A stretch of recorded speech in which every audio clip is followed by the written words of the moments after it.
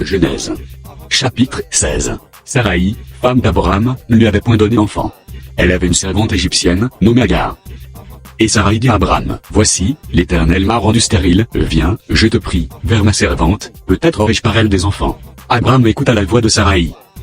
Alors Saraï, femme d'Abraham, prit Agar, l'Égyptienne, sa servante, et la donna pour femme à Abraham, son mari, après qu'Abraham eut habité 10 années dans le pays de Canaan. Il en avait Agar, et elle devint enceinte. Quand elle se vit enceinte, elle regardait sa maîtresse avec mépris. Et Saraï dit à Abraham, l'outrage qui m'est fait retombe sur toi. J'ai mis ma servante dans ton sein, et, quand elle a vu qu'elle était enceinte, elle m'a regardé avec mépris. Que l'Éternel soit juge entre moi et toi. Abraham répondit à Saraï, voici, ta servante est en ton pouvoir, agis à son égard, comme tu le trouveras bon. Alors Saraï la maltraita, et Agar s'enfuit loin d'elle. L'ange de l'Éternel la trouva près d'une source d'eau dans le désert, près de la source qui est, sur le chemin de Shur.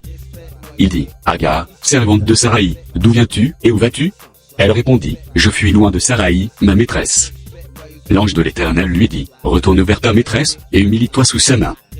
L'ange de l'Éternel lui dit, je multiplierai ta postérité, et elle sera si nombreuse, qu'on ne pourra la compter. L'ange de l'Éternel lui dit, voici, tu es enceinte, et tu enfanteras un fils, à qui tu donneras le nom d'Ismaël, car l'Éternel t'a entendu dans ton affliction.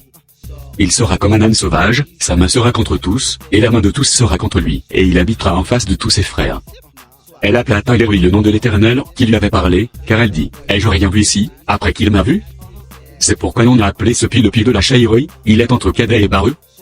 Agar enfanta un fils à Abraham, et Abraham donna le nom d'Ismaël au fils, qu'Agar lui enfanta. Abraham était âgé de 86 ans, lorsqu'Agar enfanta Ismaël à Abraham.